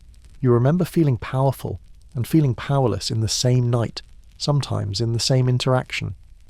Rewriting memory meant holding contradictions, admitting that yes, there were good times, and yes, you were also being exploited. Both things could be true. They had to relabel themselves. Moving beyond groupie as an identity required finding new language, new frameworks. Some women embraced the term, tried to reclaim it. Others rejected it entirely, insisted they'd been more than that. Others landed somewhere in the middle, acknowledging the label while refusing to let it define them completely. There was no consensus. Everyone had to figure out their own relationship to a word that carried so much baggage. Their voices helped historians understand the untold side of the rock's glory days. The official histories had been written by and about men, the musicians, the producers, the managers. The women had been footnotes, if they appeared at all. But their testimonies added dimension. They showed that rock and roll wasn't just a soundtrack, it was a social system, and that system had costs that had been externalized, paid by the girls who'd been used to fuel it. You, as a viewer, as a reader, got to hear the female perspective. Finally, decades late, But finally, you got to hear what it was actually like instead of what it looked like from outside. You got to understand the economics of the scene from the perspective of the people being traded. You got to see the power imbalances not as abstract concepts but as lived experiences. You got complexity instead of mythology. The survivors came forward with strength. That's what struck you. They weren't asking for pity. They weren't portraying themselves as helpless victims. They were saying, "This happened. We lived through it. We're still here." They were claiming their place in history, insisting on being remembered not as accessories, but as people who'd shaped the scene as much as it had shaped them. But they also came forward with regret. Not regret about everything. Most of them said they wouldn't change it entirely, wouldn't erase those years even if they could. But regret about specific moments, specific decisions, specific people they'd trusted who shouldn't have been trusted. Regret about the years spent recovering, about the opportunities missed while they were on the strip, about the versions of themselves they might have become if they'd made different choices. They came forward with reflection. They'd had decades to think about it, to process it, to understand it. They'd been through therapy, through 12-step programs, through conversations with other survivors. They'd developed frameworks for understanding what had happened to them. They could name things now that they hadn't been able to name then: coercion, grooming, exploitation, abuse. The language had evolved. Their understanding had evolved with it. And they came forward with reclamation. They were taking back their stories. They were refusing to let other people define what they'd lived. They were saying, "Yes, I was a groupie, and that means something different from what you think it means. It means I loved music enough to give everything for it. It means I was young and naive, and the system took advantage of that. It means I survived something that was designed to consume me." All of those things. Not one simple narrative. Some women became advocates. They spoke at schools, at conferences, at anywhere people would listen. They talked about consent, about power imbalances, about how to recognize exploitation even when it's wrapped in glitter and promises. They tried to protect the next generation from repeating their mistakes. They tried to create the safety nets that hadn't existed for them. Others stayed quiet, and that was valid too. Not everyone wanted to relive their trauma publicly.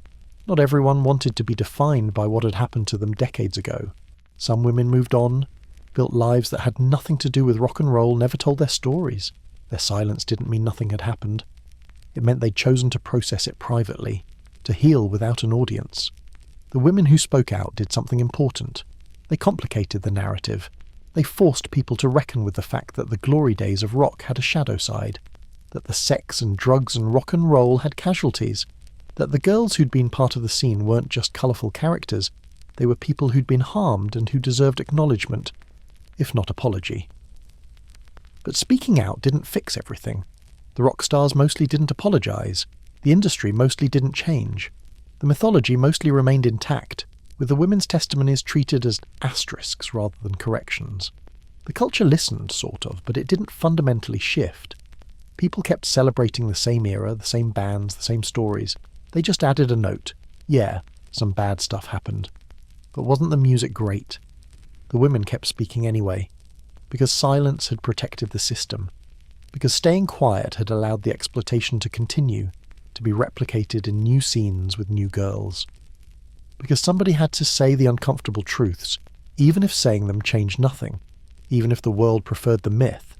Someone had to stand up and say, "I was there." This is what really happened, believe me or don't. But I'm telling the truth. And slowly, gradually, people started listening, started believing, started understanding that the groupie phenomenon wasn't a fun footnote to rock history. It was a case study in how systems exploit vulnerability, how fame creates power imbalances, how youth and desperation and desire to belong can be weaponized. The women who spoke out didn't change everything, but they changed something. They made it harder to tell the simple stories. They demanded complexity. They insisted on being seen. The emotional hangover lasted years. Longer than the scene itself, longer than made sense, longer than you wanted it to. You thought you could just move on, just put it behind you, just decide to be okay. That's not how trauma works. Trauma doesn't care about your timeline. It surfaces when it wants to, triggered by things you can't predict, disrupting the life you're trying to build. Depression set in slowly, then all at once. You'd have periods where you felt fine, functional, almost normal. Then you'd have periods where getting out of bed felt impossible, where brushing your teeth required more energy than you had, where the gap between how you felt and how you were supposed to feel became so wide you couldn't see across it. The depression was partially chemical, partially situational, partially the accumulated weight of everything you'd been through and hadn't processed. Anxiety was constant. Even on good days, it hummed underneath everything. You'd be at work, at school, at the grocery store, and suddenly your heart would start racing for no reason, or for a reason you couldn't identify. A smell, a sound, something that reminded your body of something your mind couldn't quite access. The anxiety said, "You're not safe," even when you were nowhere near the strip, nowhere near anyone who'd hurt you. Your body remembered. Your body kept score. Addiction was common among girls who'd left the scene. Drugs, alcohol, food, relationships, anything that could numb the pain or fill the void. You'd developed a relationship with substances on the strip, and that relationship didn't end just because you did. If anything, it intensified, because now you needed to numb different things, needed to forget different memories, needed to escape a present that felt worse than the past, even though the past had been hell. The term groupie became a slur. It had always carried judgment, but after you left the scene, you felt the full weight of it. People said it with contempt, said it like it explained everything wrong with you. You were depressed? Well, what did you expect? You were a groupie. You had trust issues? Of course, you were a groupie. You struggled with addiction? Obviously, you were a groupie. The label became shorthand for damaged, for ruined, for someone who'd made bad choices and deserved whatever consequences followed. Once you were part of it, you couldn't easily escape the label. It followed you. People found out somehow, someone who'd known you then, someone who'd heard stories, someone who'd seen photos, and once they knew, they treated you differently. Some people were curious, wanted details, wanted to hear stories they could tell at parties. Others were judgmental, decided you were morally suspect, kept their distance. Either way, you were marked. The groupie years became your scarlet letter. You faced identity crises that lasted months, years. Who were you when you weren't with someone famous? Who were you when you weren't part of the in-crowd? Who were you stripped of the costume, the access, the identity you'd built around being part of the scene? The questions didn't have easy answers. You'd spent formative years being a character instead of developing a self. And now you had to build a self from scratch, except you weren't starting from scratch. You were starting from negative, from damage. You wrestled with memories constantly. The party was real. That wasn't false. You had experienced moments of genuine joy, genuine connection, genuine aliveness. Those moments existed. But so did the abandonment, the exploitation, the mornings when you woke up and didn't know where you were.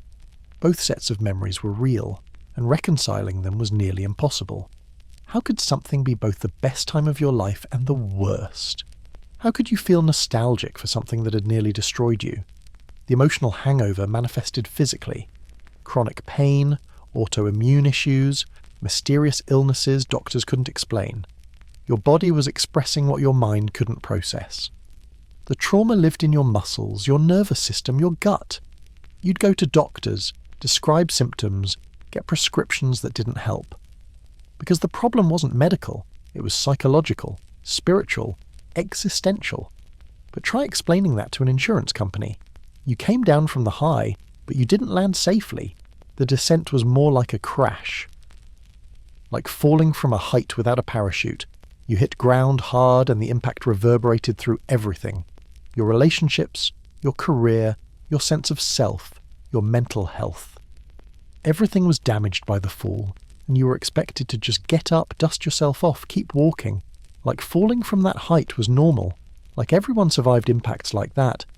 Some girls felt they'd traded their adolescence for a short-lived spotlight. And they had. They'd given up the things teenagers are supposed to do, figure out who they are, make mistakes in safe environments, build foundations for adult life. And they'd gotten what? A few years of access. Some stories, some trauma, some photos where they looked happy. The trade wasn't fair, but you couldn't get a refund. You couldn't undo it. You couldn't get your adolescence back. It was gone, spent, converted into memories that mostly hurt. Many relationships ended badly. The pattern you'd learned on the strip, that relationships were transactional, temporary, ultimately disposable, you carried that pattern forward. You expected to be left, so you left first, or you chose people who definitely leave, or you sabotaged things before they could get stable.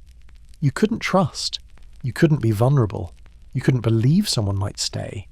Your relationship template had been written during the scene, and it was a template for dysfunction. Physical scars existed. Mental scars were deeper. You had memories you couldn't share, knowledge you couldn't forget, experiences that changed how you saw the world. You'd learned that adults didn't protect children, that fame didn't equal goodness, that the systems people trusted, the music industry, the clubs, the scene itself, weren't trustworthy at all. Those lessons lived in you. They affected everything. They made you cynical, guarded, unable to believe in things that might actually be good. Emotional scars manifested as triggers. Certain songs could send you spiraling. Certain smells, cigarette smoke mixed with cheap cologne and spilled beer, could transport you back instantly. Certain situations, feeling trapped, being in a room with older men, hearing someone laugh a certain way, could activate your fight or flight response. You lived with one foot in the past, ready to run from dangers that weren't present anymore, but felt present, felt real, felt immediate.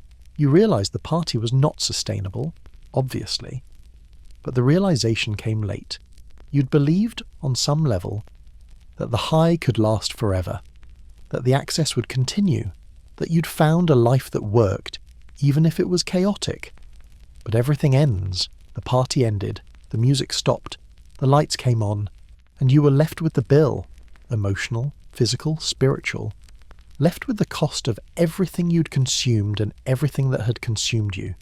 You paid the price once the music faded, and you kept paying it. Years later, decades later, you were still paying it.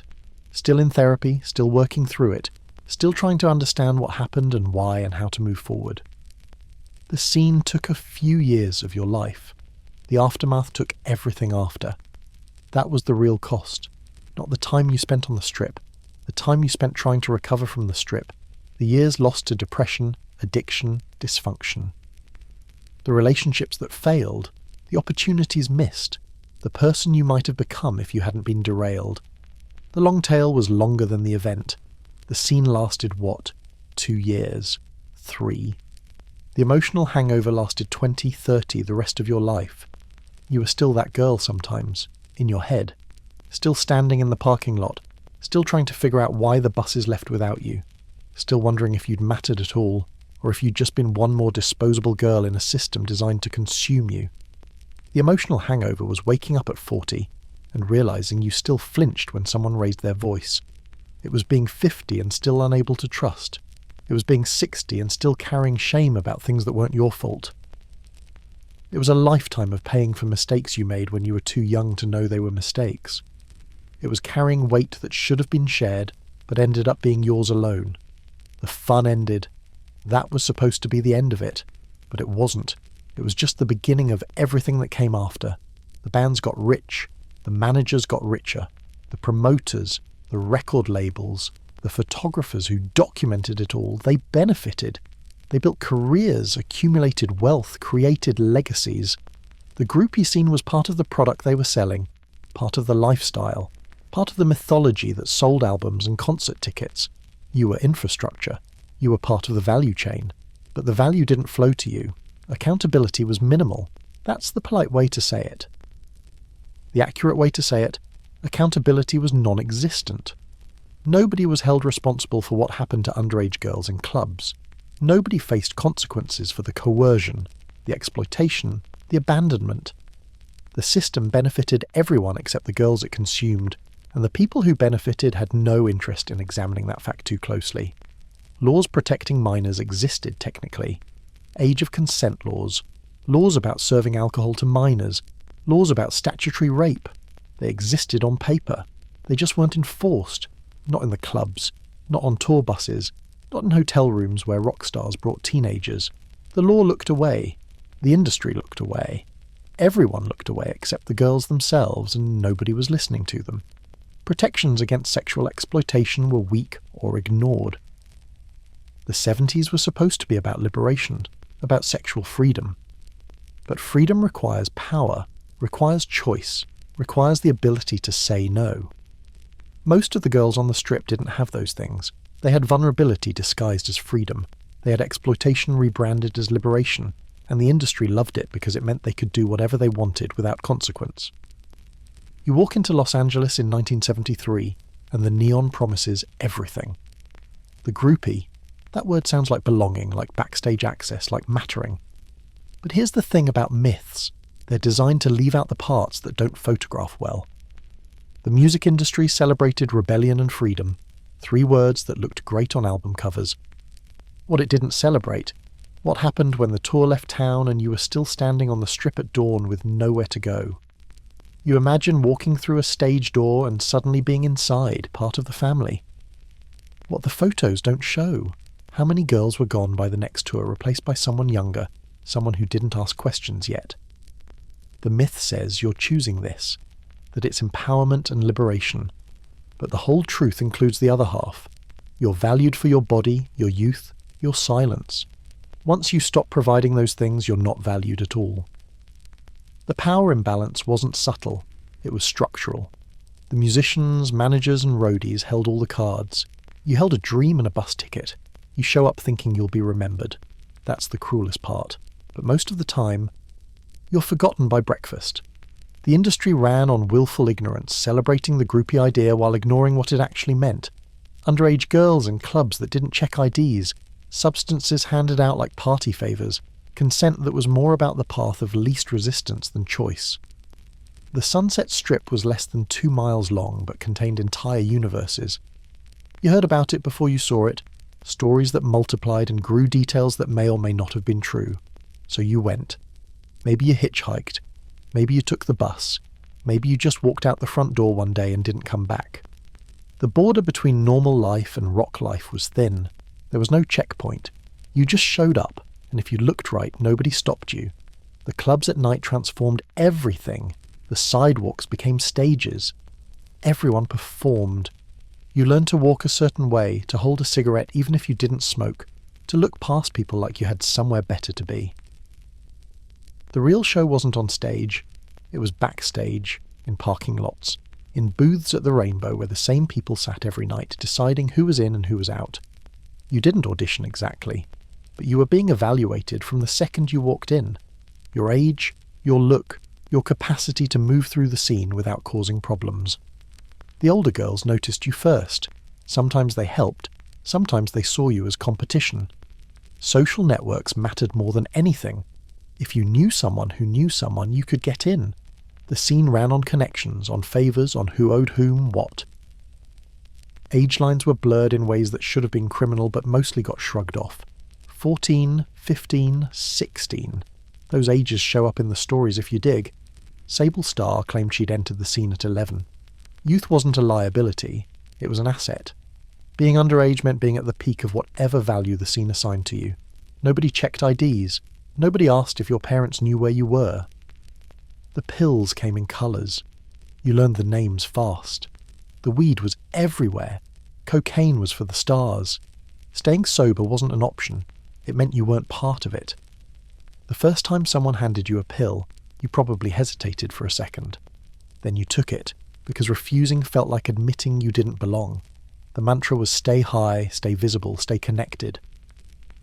Being sober made you notice things you were better off not noticing. Trust became impossible. Your memory had holes. Entire nights disappeared. You'd piece together the previous night from fragments, and you'd tell yourself this was normal. But the managers who promised protection stayed clearer than you did. They knew the substances they were handing out would make you pliable, compliant, less likely to resist whatever came next. Control shifted so gradually you didn't notice. There was an economy, and you were the currency. Your access to the band meant something. You could open doors for other people, which gave you power, sort of. Status came from proximity. If you were with roadies, lower tier, opening band, mid-tier, headliners, top tier, someone genuinely famous, you'd peaked. Everyone knew it. including you. But once the tour ended, the economy collapsed. Everything you'd accumulated evaporated overnight. Some girls tried to monetize later through memoirs and stories. The market for their stories was limited, though. People wanted the fantasy, not the reality. The fashion was armour. Velvet pants, platform boots, fringe jackets. You dressed the part because the part required a costume. Your outward appearance said you belonged before you opened your mouth. But behind the glam, motel bathrooms, cold nights outside clubs, anxiety that never quite faded. The look gave you visibility, but also objectified you. You were scenery. The fashion covered bruises, real ones and metaphorical ones. It made exploitation look like freedom. The media loved the Groupie story because it sold magazines. Rolling Stone ran glossy photos of beautiful girls draped over amplifiers, looking like they were living every fantasy. The articles called them free spirits, liberated. They called them everything except exploited. The media framing ignored that many were underage, that consent was often coerced, that the scene consumed people. The veneer of cool distracted from the hard facts. Tours ended, the buses rolled out, and you were left behind. The phone stopped ringing, the passes vanished. You might return to normal life, school, a job, and you were changed. Many turned to substances to fill the void. The thrill became a memory that lingered wrong. Moments of joy mixed with exploitation you couldn't quite name. The bands got rich, the managers got richer. Accountability was non-existent. Nobody faced consequences for what happened to underage girls. The industry's narrative prized rock freedom, but freedom for whom? The musicians were free, you were just available. When you tried to speak up, you met silence. Or, it was the era. Or, it was consensual. As if a 15-year-old can consent to a 30-year-old rock star. The industry ignored what you needed. You needed mentorship, healthcare, an exit strategy, emotional support.